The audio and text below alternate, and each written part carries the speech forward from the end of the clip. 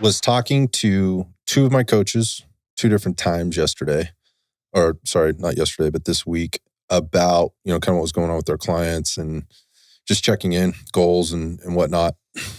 Goals for their clients, achievements, lack thereof, roadblocks, challenges, anything might be able to help them with from a coaching perspective to get people back on track or whatever. It's interesting. It's like we're recording this kind of mid-August, and it's a weird month. Like generally, like a lot of vacations have already happened. So people that had goals, I got to look good for Mexico, Hawaii, whatever the hell they were doing, that family trip they were taking, those are gone.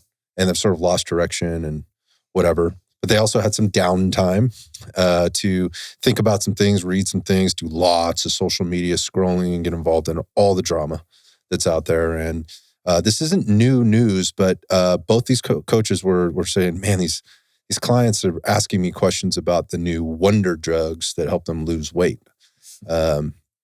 Not surprisingly, these clients are not working with you, Stephen. What? Yeah, right. They're heavy into their exercise program. Heavy is probably an overstatement. They're dedicated. Present. They're dedicated to their programs, but it's not like they're 6 days a week and we're having to like tone them down. Like, hey, it's time to take a day off, or heavy means or wind different things to different people. Wind it back. They're doing the thing. But they're not, it's not like we're having to reel them back, I guess. But they're asking about the wonder drugs. And so this came up in conversation. Then how one of the coaches put it, he's like, yeah, they're talking about the new weight loss wonder drugs. Wonder drugs? What the hell is that? Is there something new I haven't heard of? And then obviously the drug came up as Ozenpic, which is a very hot topic. I was like, oh, that's not new. That's been around for a while. But somehow it's made the airwaves again somehow. I don't know, because I don't watch like celebrity media at all. Like I don't get caught up in that. I mean, I watch what's happening at CNN. I watch what's happening at Fox, which is predominantly nothing but celebrity media.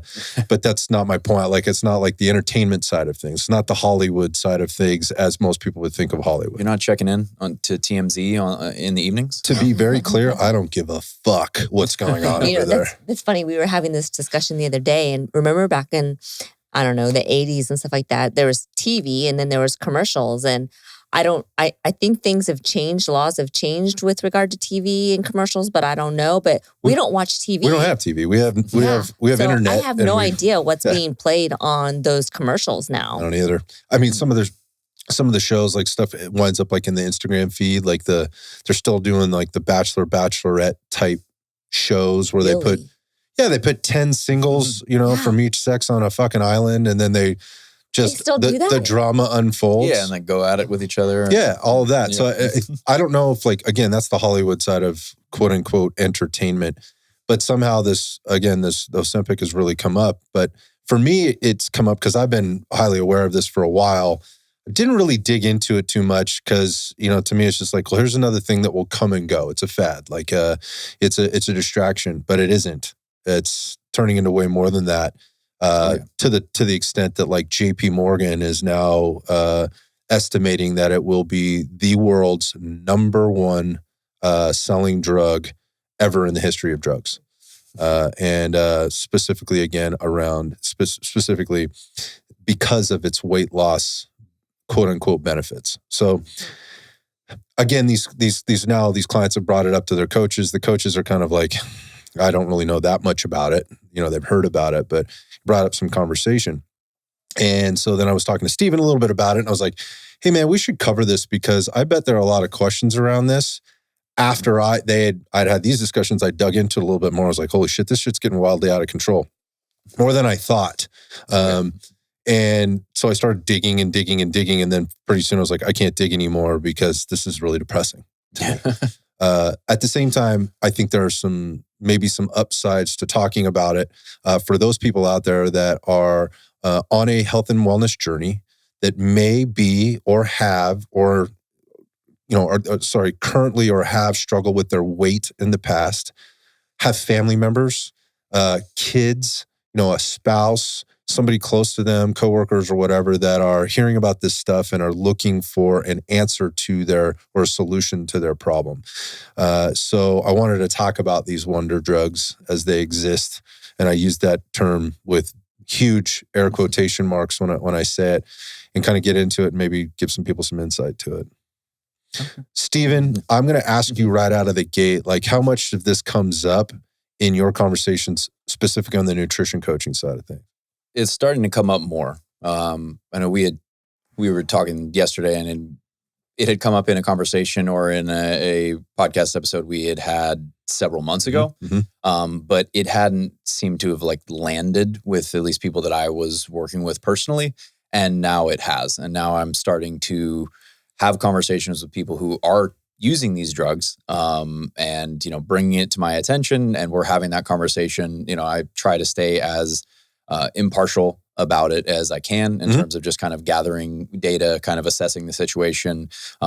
Okay, what are some things that you've noticed? What has changed? Just trying to kind of gather some insight from individuals that I'm talking with. So it has been Ozempic in a couple of instances. Mounjaro is also the other one that has come up with someone that I've worked with personally who's using that drug. And then you hear about Wegovy. You also hear about Jardiance, which, by the way, speaking of the commercials, the Jardiance commercial is one to see. There is a woman, she's singing, she's dancing, she's spinning. Everything is going really well because of the Jardiance. Oh, I love it. Taking. I'm sure it is. That one is one, anybody out there, if you're in for, now that's entertainment. The Jardiance commercial is she as happy as the guy from the erectile dysfunction the old Viagra commercial? What was his name? Phil? I don't remember his name. He was super happy. Yeah, he was. Yeah, it's kind of like that whole thing.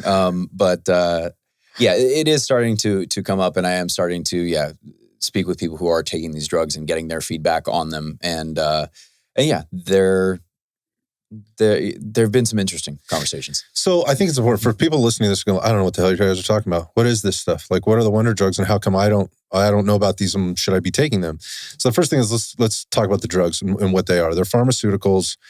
Specifically, you've named a few of them, or we've named a few of them. One is Ozempic, Ozempic, Ozempic.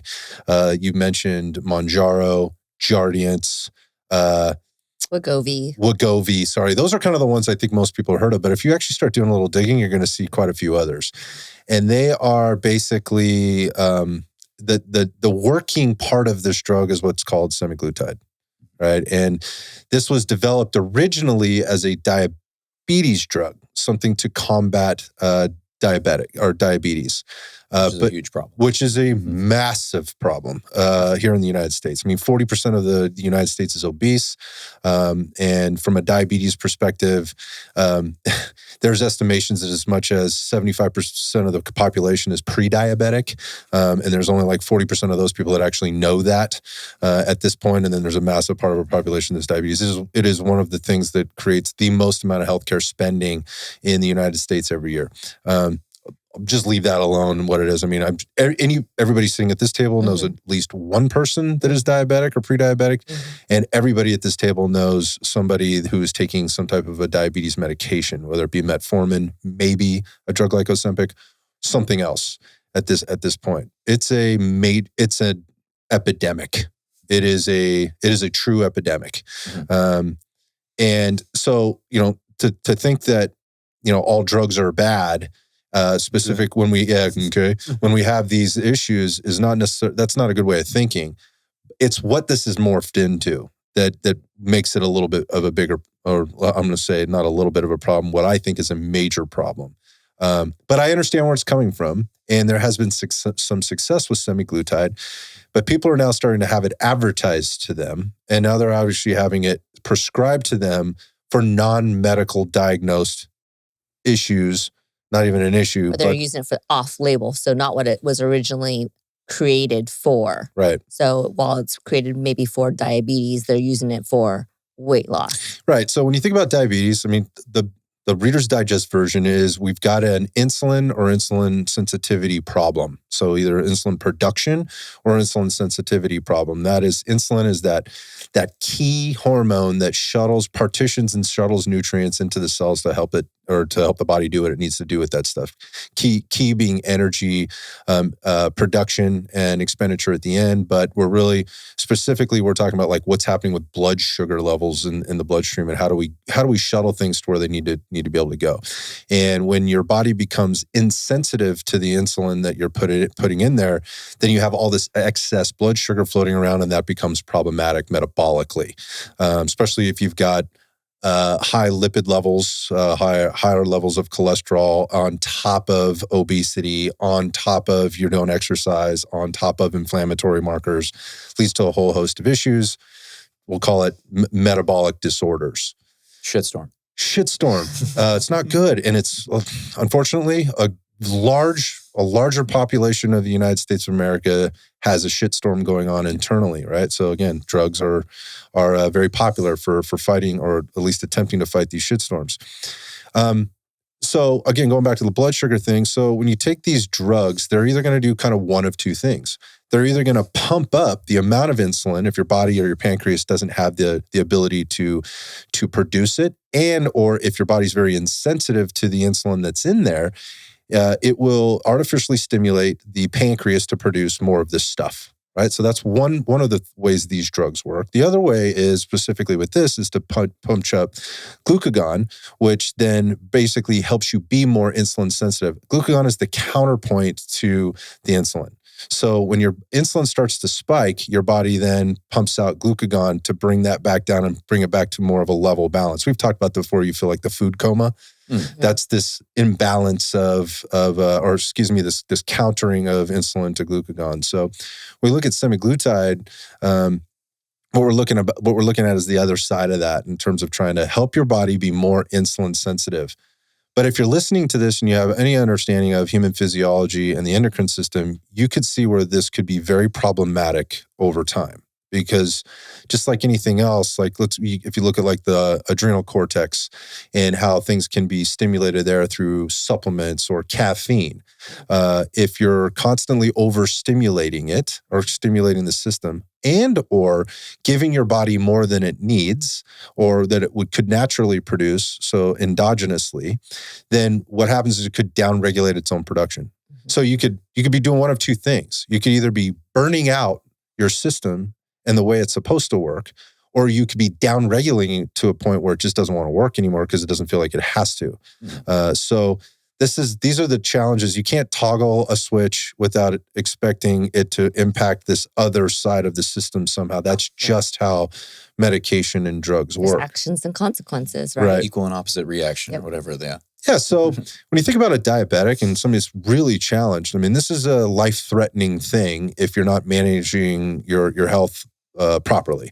And again, we know it's a big problem in the United States. So we come up with this drug. This drug is now come up with to help with this thing, right?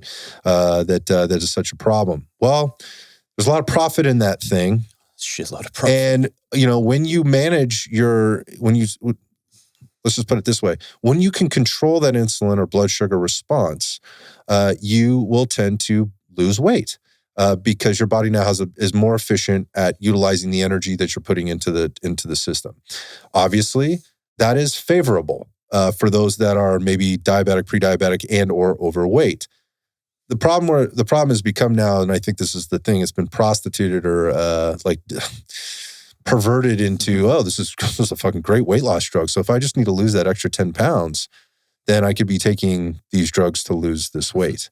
Well, officially, like from a regulatory perspective, your doctor can't do that. Unless you've been diagnosed, unless you've been officially diagnosed with diabetes, you're not going to get Ozempic. However, if we just call it something else, and so we just listed off about 4 of those names, and there's about 4 more after that, and they just keep on coming, that are basically centered around this semaglutide property, then we can, to your point, Cece, prescribe it off label for anything we want. And if that's, you want to lose some weight and I'm a doc and I can prescribe it to you, then I'm going to prescribe it to you because there's money to be made there. And that is where I think the problem really comes in. That was a very long kind of explanation of what the drug is and what it does, or what these drugs are and what they do. But I think most people can understand, maybe just by listening to what was probably a very rough description on my end. I wish I could do better with that. It sounded much better in my head before I started talking about it today. You can see where this could be problematic. It could also be very beneficial, but it could be very problematic. What are some of the problems that have come up with your clients or anybody that you know, or the things that people should be aware of before, as they get into these things? Let's call them side effects. Yeah. The number one thing that I have noticed is that the drugs seem to almost work too well for some people in terms of suppressing their appetite. That's sort of the mechanism that, that's how the mechanism of the drug sort of manifests, is that people's appetite is curbed. Yep. And what I'm seeing is it is working a little too well, to the point that people are now just barely eating. And they are losing weight. But the weight is not necessarily a healthy weight loss. It's a rapid weight loss of body fat, of muscle mass, of everything. And that just is the result of basically a pharmaceutically induced severe caloric restriction. And there may be, individuals are seeing results like, oh yeah, I'm losing a pound a week, or I'm losing a pound and a half a week. I'm down 25 pounds. I'm down 30 pounds. But when we kind of look under the hood a little bit closer, or start asking deeper questions, like, for example, well, how are you feeling during your workouts? Oh, I'm tired. I'm dizzy, fatigued. I have slumps in my energy throughout the day. I've had people tell me I'm bloated, like my stomach doesn't feel good. But I'm losing weight. Mm-hmm. So yeah, I don't know. These other symptoms are mysterious. Yeah, the appetite thing is a thing. Like I've heard it even referred to as like stomach numbing. Like people, like they just don't have an appetite at all. It's like, it's really weird or really odd. It's like an odd feeling. This is what the reports are sort of coming out. The other part about this is like, well, with regard to the appetite reduction, while it is having an impact on that, the reality is, from a scientific perspective, we don't really understand why. We don't really understand why that's happening. There are different hormones that are at interplay, but we don't necessarily understand why all of that is happening, and why some people feel certain ways and some people don't. So again, there's a concept of individuality here whenever we're talking about any of this stuff, but it's a little bit of an unknown at some level. But yes, they're just losing their appetite, so there's a calorie restriction. So yes, you would be potentially losing weight. What are the implications of this, right? And when you said it almost works too good, right? It's almost too effective. People are going, well, that sounds pretty fucking good. Like, how much weight could I really lose on this? Quite a bit. People are losing like a large percentage of weight across the board in these studies over a particular amount of time. Quite a bit of weight. So you mentioned like this number, 25 pounds. Losing 25 pounds for somebody that has 25 pounds to lose that's still a large, even if you're 200 pounds, that's a pretty large percentage of weight, right? That's 10% of your body weight, a little bit more, right? That's quite a bit, right? The challenge that I think that's being seen is how fast this is happening in people, and the downside, or the slippery slope, I guess, that can exist when they're losing this weight. That is, it's not just fat mass they're losing, they're also losing lean tissue, and quite a bit of it. And in some cases, they're losing more lean tissue than they're losing fat mass. So for that person, those people out there that work really hard in the gym to lift weights, to maintain or build, get gains, or maintain their gains through their nutrition and through their weightlifting their lifting weights or resistance training routine, they get that doesn't sound very good. Especially when we know those with more muscle tend to live longer. Those that are stronger tend to live longer. So those that are working on their muscle mass and maintaining that integrity there tend to live longer and have a healthier, more active, vibrant life, and can fend off some of these metabolic disorders a little bit better than others. That doesn't sound like a very good prospect to me. I think that the irony in it is like, you got on this to lose weight, if you lose, well, you may have lost 25 pounds, but you lost a larger percentage of lean tissue than you lost fat mass in that total 25 pounds, then you are, by definition, fatter than when you started. Yeah. You may weigh less, but you are fatter. Yeah. Now, this isn't happening to everybody, but there are some very market studies now that are showing like this is a thing. Like this is turning out. So is that really a good prospect for people, in the end? So you're digging yourself out of another hole. Yeah. So the irony is you're taking this because you should be taking this because of a metabolic disorder, or more specifically, metabolic dysfunction. And now what you've done is you've created more dysfunction in the long term because you don't have the lean tissue.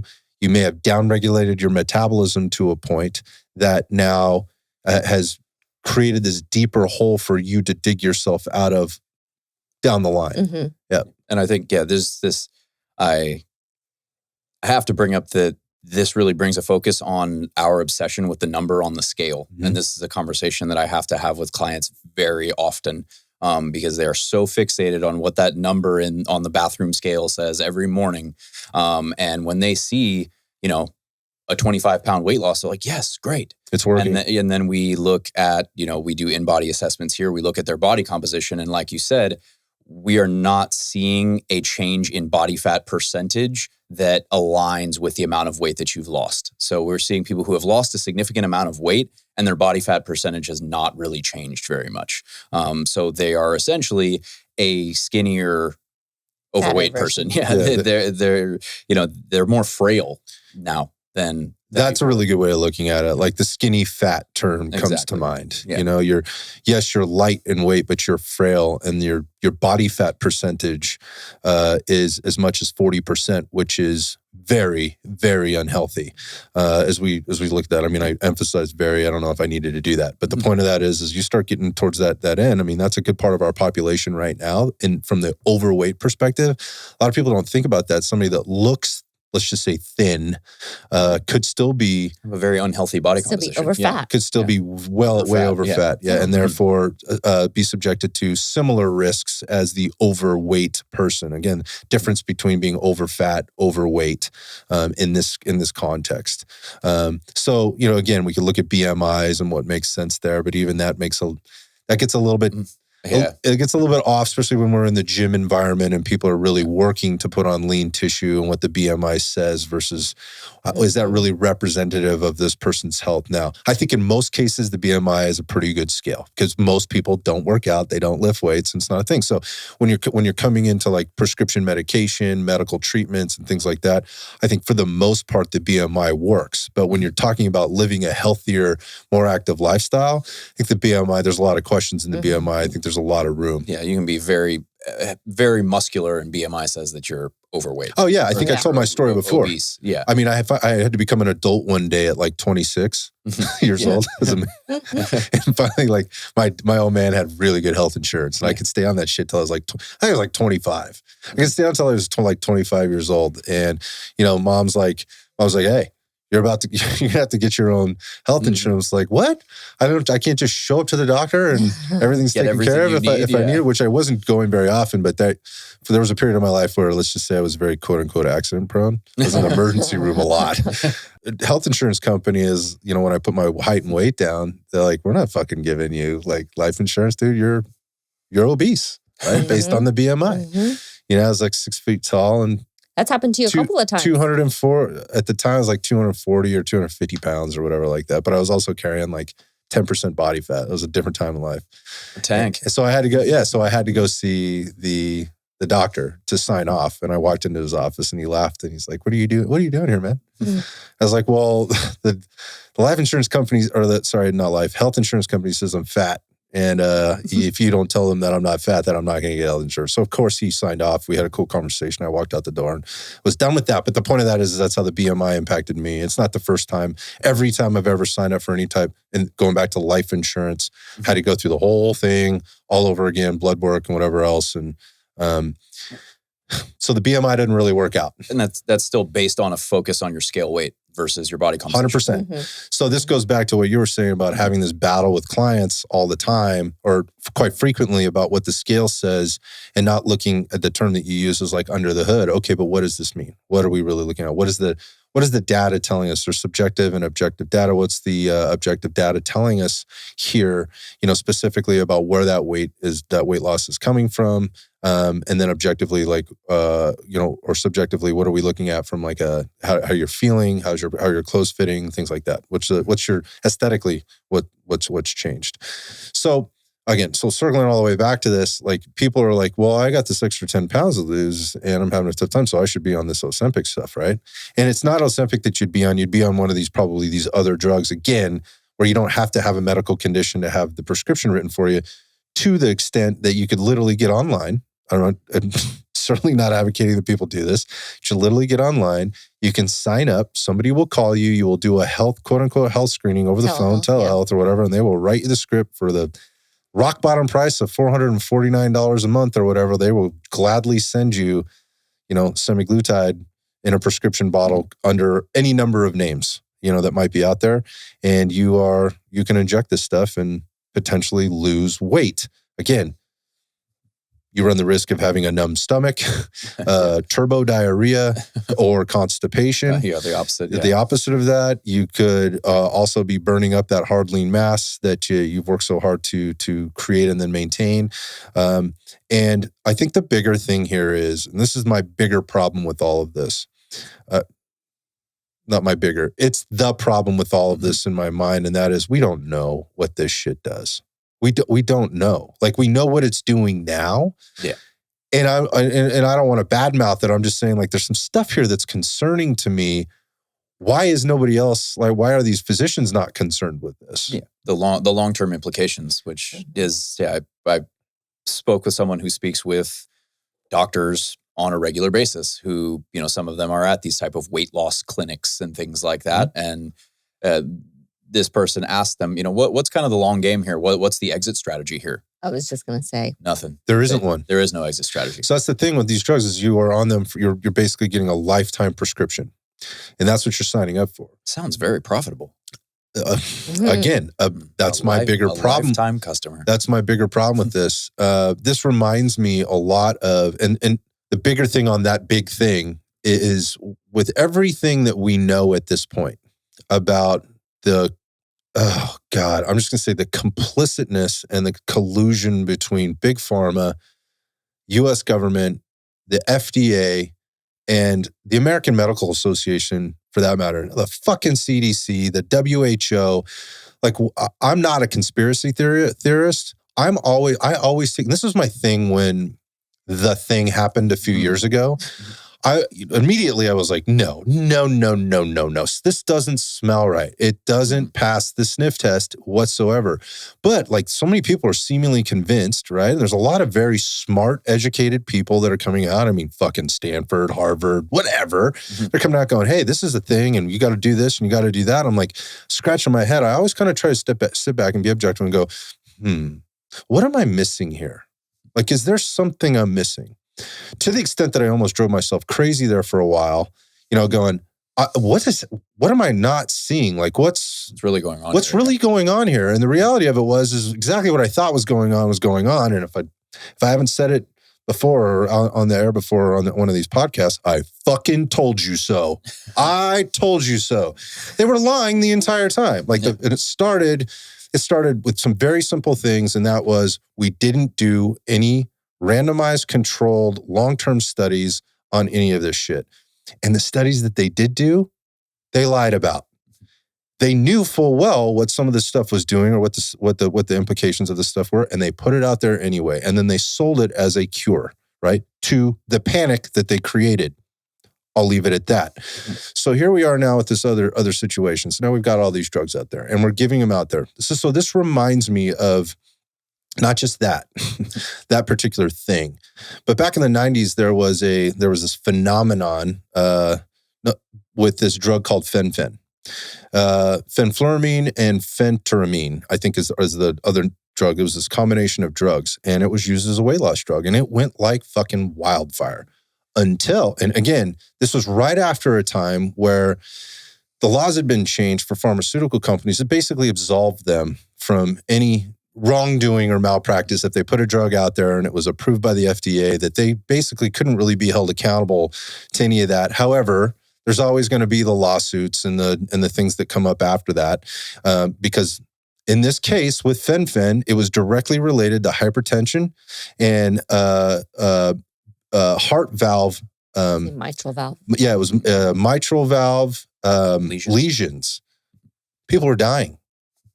Basically, their hearts were giving out. They were dying. And so they pulled the drug. And as a result, they paid out several million, maybe billions of dollars in lawsuits, as they always do. And they will continue to move on doing their thing and producing these things. So here we are again.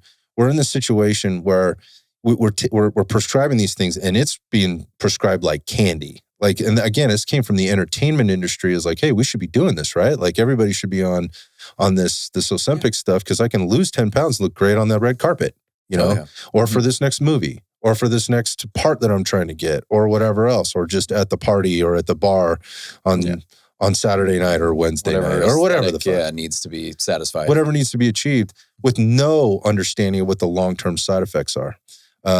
Just that, what we're seeing currently is like, I don't think you'd have to do too much head scratching to go, the rate at which this weight loss is happening for a lot of these people seems a little excessive. Seems a little concerning. A little quick. Is why aren't the eyebrows raising, on the medicine side of things, whether it's the pharmaceutical companies? I know why they're not raising there. Oh, yeah. But when you start looking at it, you look at the system and how it's put together, like there's a lot of money to be made here and a lot to be gained. Some people would say, well, your doctor really isn't making any money on the prescription. No, but he makes fucking money every time you go in to get your prescription refilled or get the checkup or whatever else. So there absolutely is a connection there. Yeah, financial incentive to keeping you within or under their care.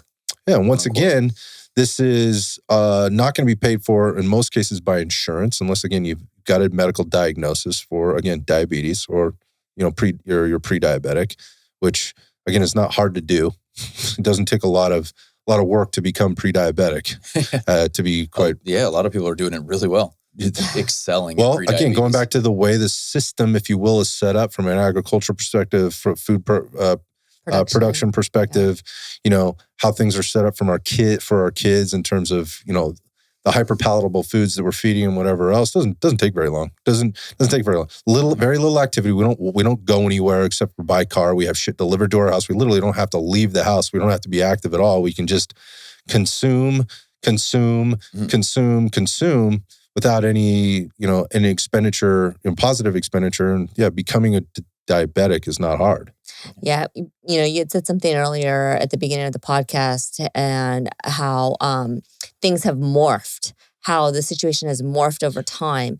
And, I'm sitting here listening to you, and there's also a cultural shift that's happened from, the 70s to the 90s to now, with regard to consumerism, as well as then how medication is prescribed. So, back in the day, in the 70s and 80s, I don't think people really were going in and asking their physicians for medication. The physicians at the time, I think, were more prescribing. Whereas now, since the 90s, people are, I guess, more... they're being marketed to. They're seeking exactly. these things. Yeah, and they're going to the physician saying, I want this. Yeah, I want and this. The physician is saying, okay. Okay. Sure. Yeah, I mean, it's the marketing on it is wild. Like, again, like you see like you were just mentioning the commercials. I mentioned the Viagra commercials or whatever. I used to see, like, they would always be on around the sports games or whatever else. I mean, that makes sense. You got a captive audience. Yeah, and he was saying the other day, Ozempic around home plate. Big. Which that was actually kind of an interesting story, because I'm a big baseball nerd, for anybody who doesn't know. I don't necessarily always have to watch our hometown San Francisco Giants. I'll turn on any random baseball game. which includes the Toronto Blue Jays. So obviously Toronto is in Canada, which is a different country. And they have different regulations regarding drug advertising. Here in the United States, it's an absolute free-for-all. In Canada, there are much stricter regulations. So I'm watching the Toronto Blue Jays game, and on either side of home plate, so the camera angle is behind the pitcher facing home plate. This is the home camera angle that you'll see for the majority of the game. On either side of home plate are giant red Ozempic signs. All it just says is Ozempic and semaglutide in parentheses. And you are going to be, if you are watching this game, you're staring at this advertisement the entire time, which cued me because my sister actually works in marketing for a pharmaceutical company, and that's something that she's done for a long time. And the current company that she works for is produces a psoriasis drug, which that's also somewhat of a trend right now. I know you guys said you don't watch TV, but there's a lot of psoriasis drugs that are being advertised right now. I can probably make a pretty good hypothesis as to why, but aside from the psoriasis is up, but I got it. Yeah, and she come back to that. So I asked her because I was like, hey, I'm watching this game in Canada, and you were telling me how difficult it is, how much more difficult it is for you to get marketing materials approved in Canada for the drug that you are marketing. But here I am watching this game, and there's this big ass ad that's blasting you in the face. And what she said was, yeah, they can do that as long as they don't say what the drug does. They can advertise the name of the drug, but here in the United States, we can say it cures your whatever. The advertising is allowed to say it will fix XYZ for you. But in Canada, you can't do that. So all they do is they just blast the name. So that you Google that shit. So that you look it up. Yeah. So that you go, what is this? I had no idea. Yeah, and so you take the family to the game, or you're watching the game on TV, and there it is staring you in the face. What's Ozempic? Yeah. And because they have billions and billions of advertising dollars, they can easily do this. Yeah, it's never the local gym behind home plate. It's never I don't know, agricultural, the Farmers Association or whatever of Canada back there. Yeah, there's never any ads for avocados behind the eat blueberries. Eat clean. Yeah. This presents a problem, right? It just again, like there's so much money to be made on it. I just walking it back a little bit. Again, I think for most people listening to this show, right, that listen to it regularly, they're like, yeah, man, like we get it. Like I get it. Like this, I'm with you. It's part of the reason I listen to the show is because you guys generally present things in a way that, makes sense to me, in a way that I'm trying to take in information. So I'm not trying to insult anybody or tell them anything they don't already know. But part of I think the impetus for this was it's coming up like at work. So if it's coming up here, it's got to be coming up for people out there. And how, what's the information? How do we make this a productive conversation? So, and I think it always starts whenever we try to have one of these discussions with a little bit of education at a very high level. I'm not a doctor. I'm not a pharmacist, scientist, or whatever. I just try and take in the pieces. Part of the science behind these drugs is that it will impact your appetite, right? And that is part of the drug, and that's part of the drug's function. And so your body releases hormones that will tell you whether you're full or not, whether you're feeling satiated. There's a couple different things that work there. One is produced in the gut, right? And then one is coming from the brain. And basically there's a communication there that says, hey, dude, you've had enough. Like there's a physical feeling of being full. And then there's the hormonal release of like, okay, you've had enough. You're good. You're at your limit. And those things can be upregulated or downregulated based on your health condition or your current health, exercise, habits, lifestyle, drugs that you may be taking, medication, or even supplements, or things that are anything that many factors that can impact these things. So one of my challenges with this is if some of these hormones will last for minutes, right? They just last for a little bit. They just go, okay, that's enough. You're sitting at the table, like, okay, you're feeling full now. You're done. Good. Yeah, you're good. These drugs will make that feeling last for hours. So they will go on and on and on. And there's different, and with that, there's also like different half-lives that these drugs will be in your system for. So you may be able to you may have to take these are injectables. I believe there are some level of oral, there's some level of oral application, but it's not nearly as popular or as immediate as the injections. Some of these you have to take every day. Some of these you can take like once a week, right? Because the half-lives of the drug and its ability to stay in your system is a little longer. But here's my point. My point is what we're doing is we're disrupting the gut. We're disrupting its ability to do the job that it's supposed to do. Part of the GI tract is hormone production. We've referred to it, and Steve said it here probably 10 times. Like it's referred to as the second brain. Enteric nervous system, yeah. Yes, tons of hormones are produced there, and they're critical to living healthy, right, and vibrantly. And so whenever we're shutting certain things down, like through a pharmacological agent, I look at that, quite frankly, as gut dysfunction. Like you're literally creating gut dysfunction there. Because why can't we regulate this? Why can't our body regulate this on its own? And that's the question that isn't being asked, right? Mm-hmm. This is the larger question. I'm just bringing up the whole appetite suppression thing. Like the bigger question should be asked is like, why can't we do this naturally? What's going on? So the going back to the dysregulation of hormones and maybe your body not being able to feel full, or you're just not feeling full, or again, that insulin sensitivity is very low, or, very non-existent in some cases for some people. They have to take exogenous insulin in order to manage these problems. People know people that do insulin injections.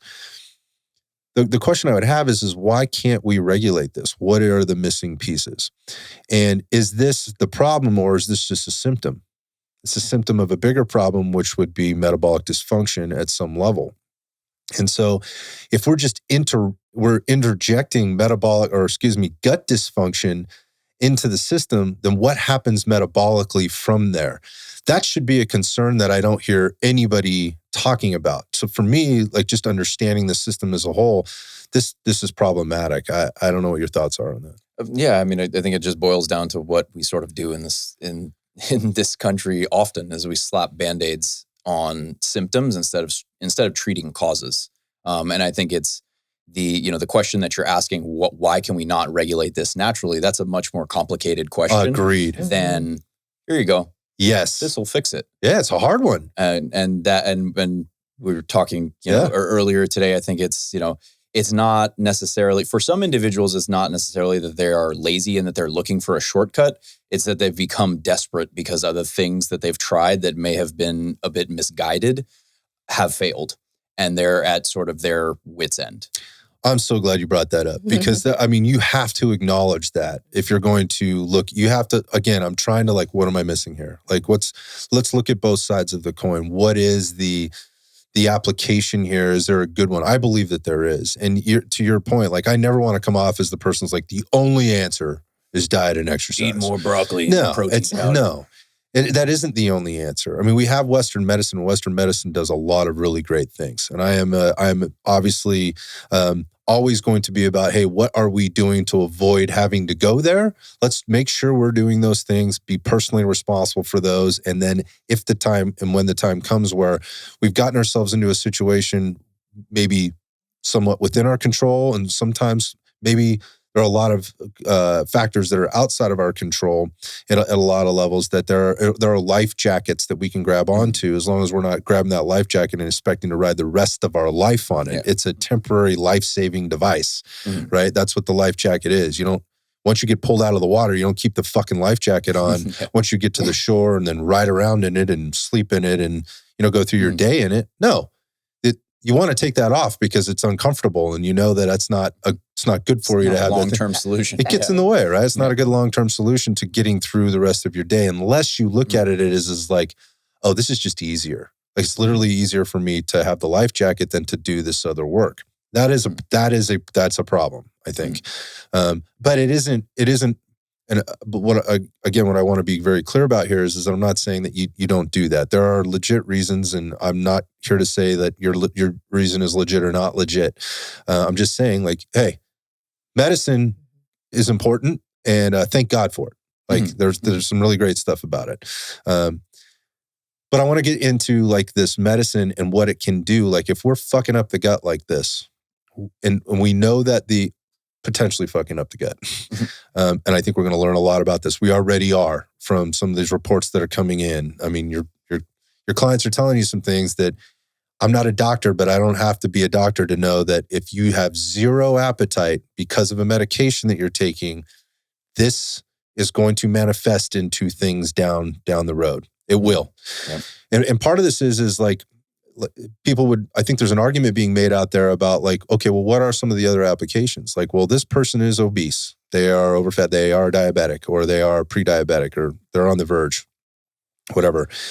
And they have this high level of depression, right? Where this is creating even more problems for them, right? And they can't get out of this hole that they're in. And this leads down a whole path of, this is why I'm not exercising, or I don't have the drive, or I have shitty relationships. I have no sex drive. I don't want to, eat these foods. I've got now this aversion to certain foods. I can't do certain things. I'm not, again, I mentioned that I exercise, so I'm not sleeping and all these things. And so this depression is set in. The question would be, so the question would be is like, well, is the depression a symptom or is it a cause? Mm-hmm.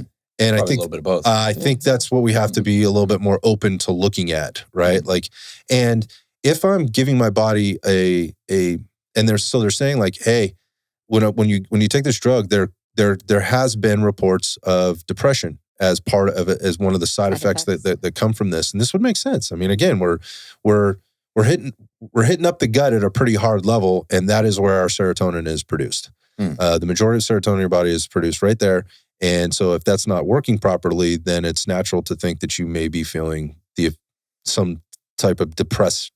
Reaction, yeah. And so again, like, is it better to feel depression from that or from being overweight?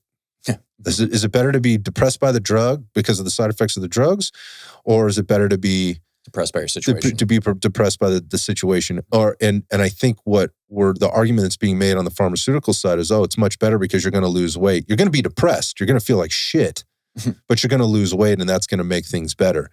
That I don't think is a very good message to be sending. I think that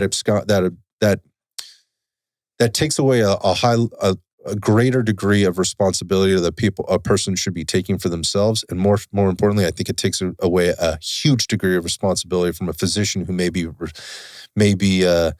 prescribing the shit on that premise. That's a big problem for me. Mm-hmm. Yeah, and I think that sort of reminds me that that's also something to bring up, is that a lot of times physicians are overburdened in the amount of patients that they have to see on a given day. They don't have time to go through a whole lifestyle protocol with someone. Someone comes to them, and the relationship is, you are a doctor, help me. I'm here because I want you to help me. And the doctor has sort of limited time resources.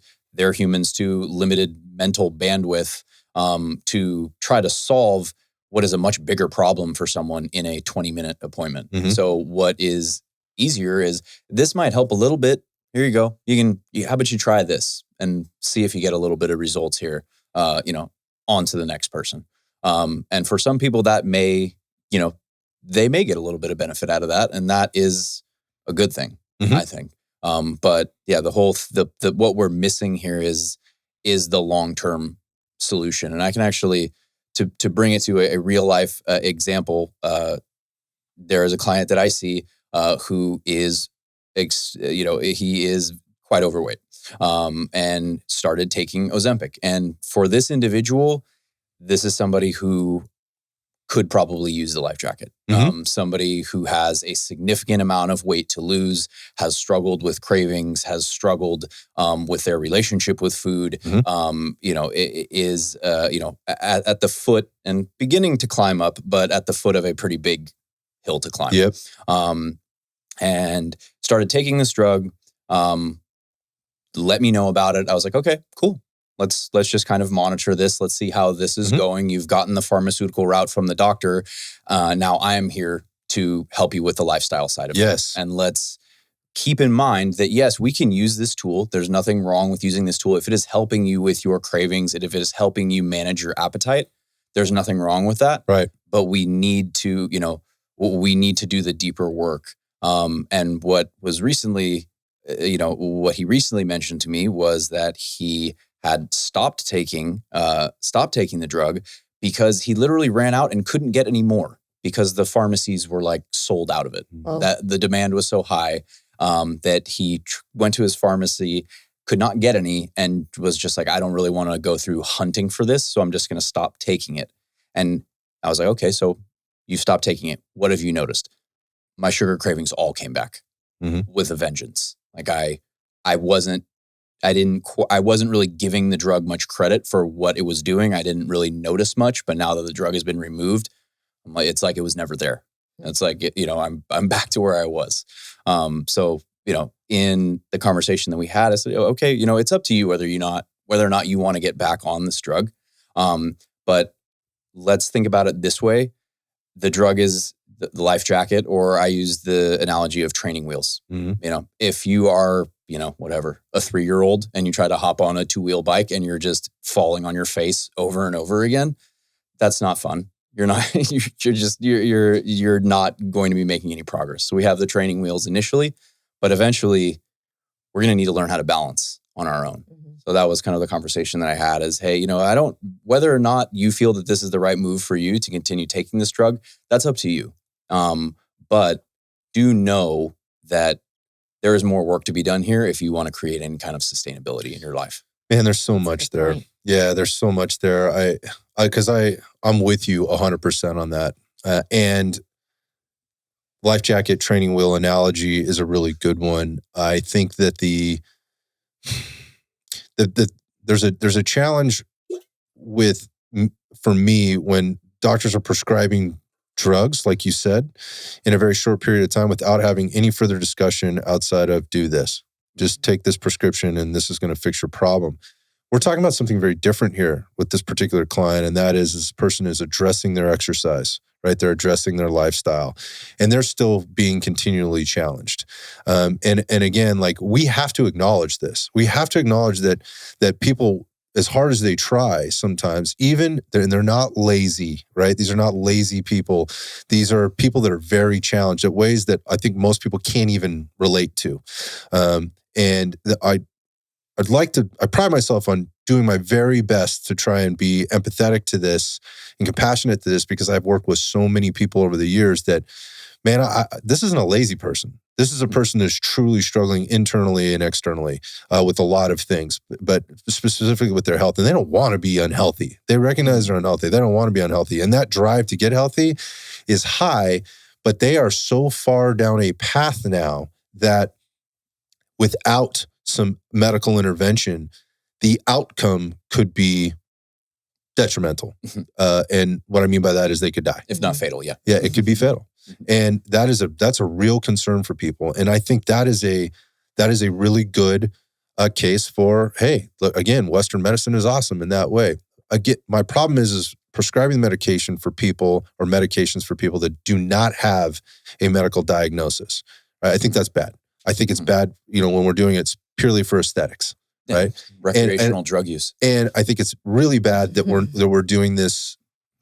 I think it's compounded by we're doing this and we're not talking about diet, lifestyle, and exercise. Like it's just, this is problematic. So this is where it really gets me. This is of all the things, the thing that really gets me is the kids. And that now the FDA is approving these drugs for kids as young as 12 years old. And younger. They're working on this as well. I mean, we saw this with some other things, right? And we're now experiencing right in our face. We're living it and it's having to be acknowledged in spades now, the consequences of giving drugs to people that we don't know what the side effects or outcomes could potentially be longer term. In this one particular case, without saying what you guys know what I'm saying, like they knew. They knew right away. They knew in trials that this was going to happen, not maybe going to happen. This was going to happen, yet people took it anyway and the government stood behind it and all kinds of shit happened. So here we are.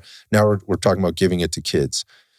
We're trying to cure the childhood obesity epidemic with a drug that messes with the endocrine system. And it's a life sentence to this drug once you're on it. That's what we're being told. At least that's what they're saying now, and that's what they know. This never stops. So what happens when they're 25? What happens when they're 35? What happens when these kids are 45? What is going on? And then what happens if they decide one day, like, I don't want to do this anymore? Or we find out there are some really bad things that we've noticed from people, or noticing in people, we're finding in people that have been on this drug for so long. Stop this immediately, or we're pulling it off the market altogether, right? Like in this case, this guy can't find it in the drugstore because it's that popular. They can't keep it. They can't keep the demand. But what happens if it just got pulled away? You made me dependent on this.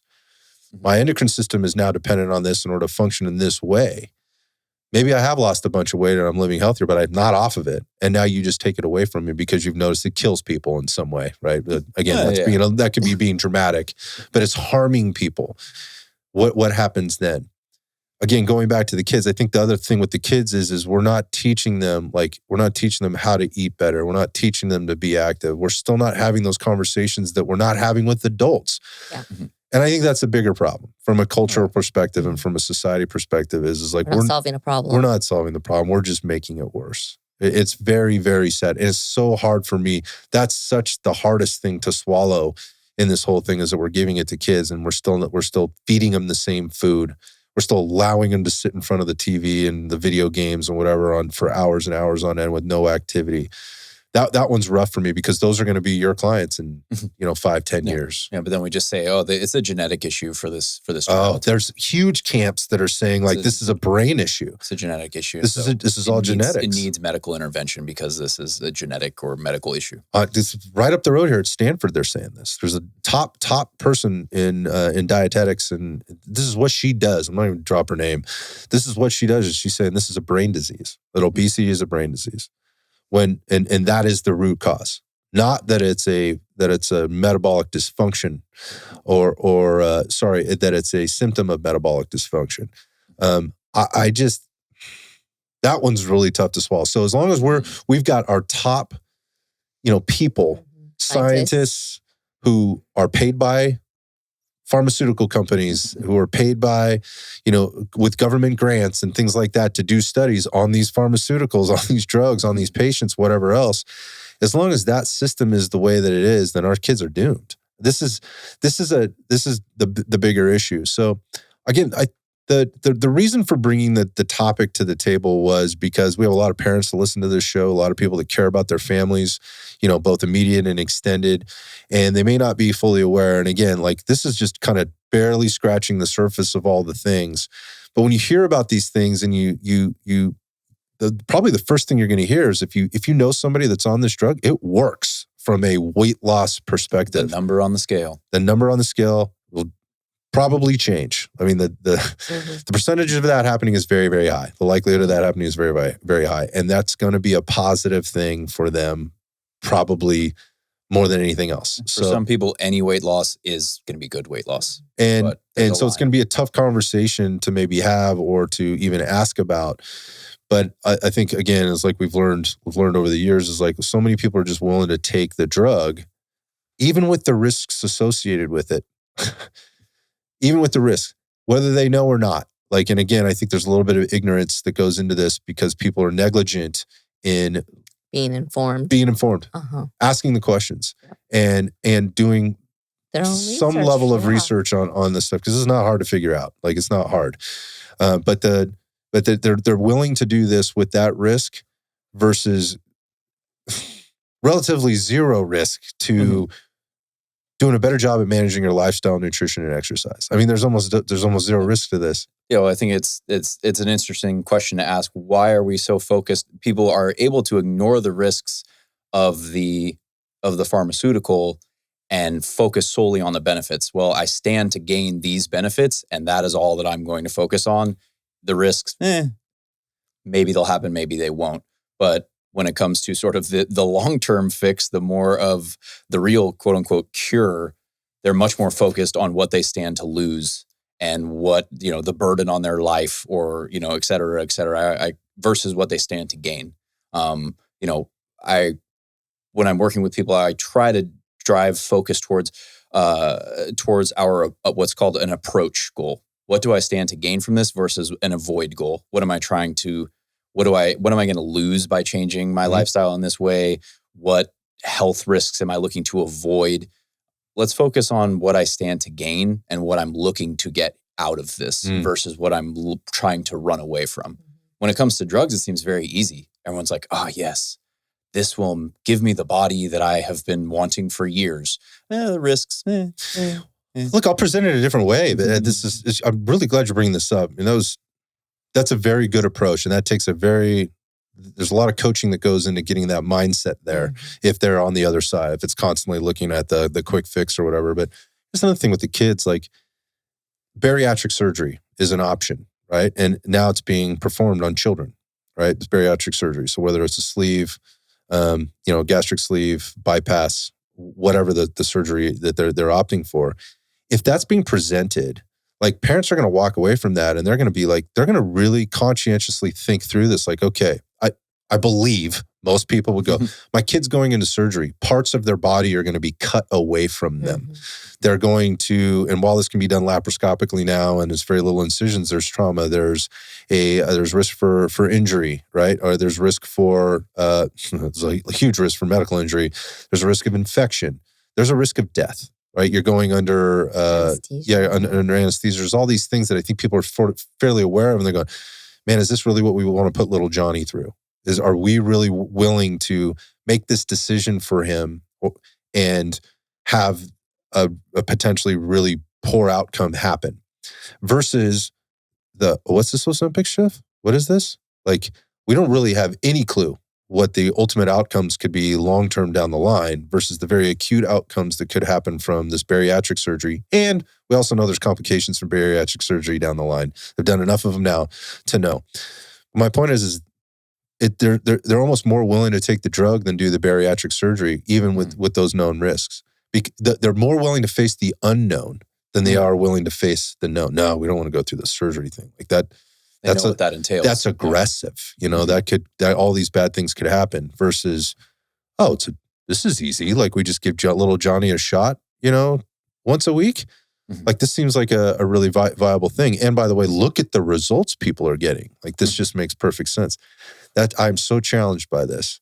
So again, I'm like, and trying to make this a productive conversation for people, those are the things that, hopefully people can take away from this and think about how they're approaching that health and wellness part of their life, right? Particularly with the kids and the people around them, because if you don't already, you're probably going to know somebody. I don't know because I don't hang around with a lot of kids' parents.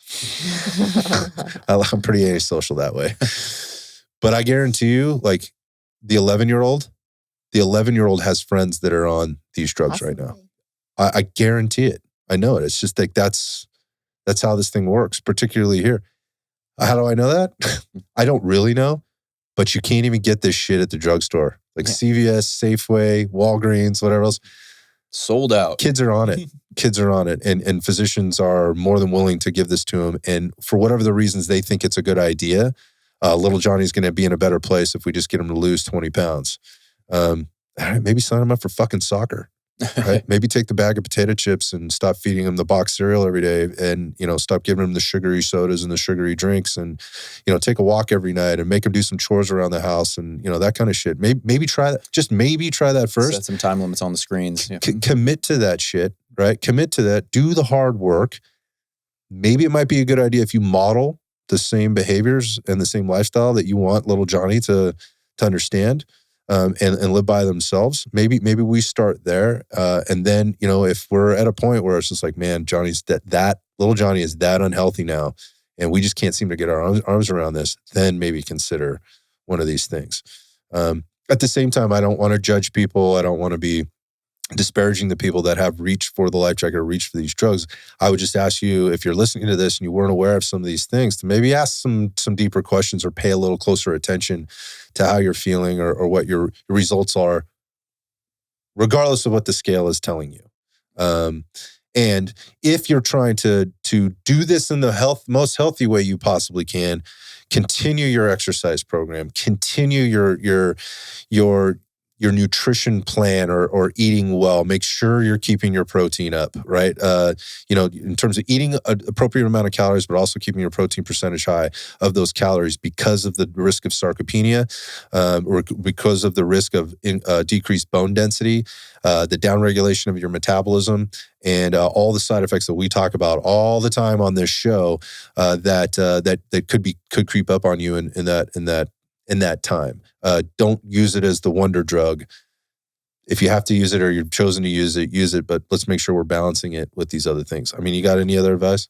And basically just to kind of parrot what you said, that, there could be a time and a place for these types of drugs, and there could be an effective application for this, as long as we are keeping in mind, number one, that it's a case-by-case basis type of thing. And that there are people who, this is not an appropriate route for them, right? That maybe are just looking for a shortcut. And then there are other people that are in need of some assistance. And this is just a tool that we can use in conjunction with, adjustments in the lifestyle factors, which I think doctors they'll mention it. Like, oh yeah, you should also be exercising and eating. Okay, bye. Have a nice day. How do I do, and the patient is left with, oh yeah, I agree. I should exercise and eat better.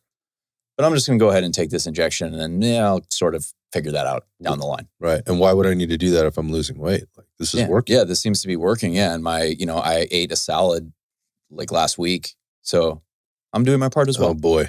Let's back to the salad.